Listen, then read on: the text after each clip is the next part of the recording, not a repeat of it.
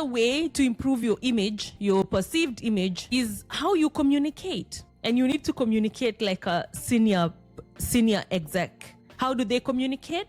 We talked about in the past episode. They mostly communicate top down. Key message first, and then supporting information. That AI will slash X% of jobs. And as a result, these are 3 things that we need to start thinking about. That is just an example.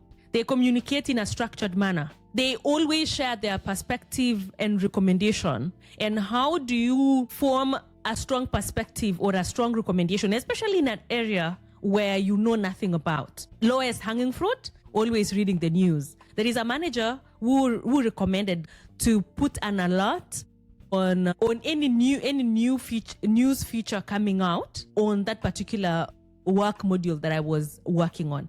It was an area that I did not know anything about, but just having a Google alert on whatever is in the news on that work section gave me like updated, relevant information that then I would use to form a perspective or a recommendation that I can contribute whenever people are talking about that particular module. I would say, I read this morning in the news, or I was listening to this podcast, and it's actually a very interesting thing that we need to think about, and that changes where we were going with this work. So you are paid to give perspective and to give recommendation. So you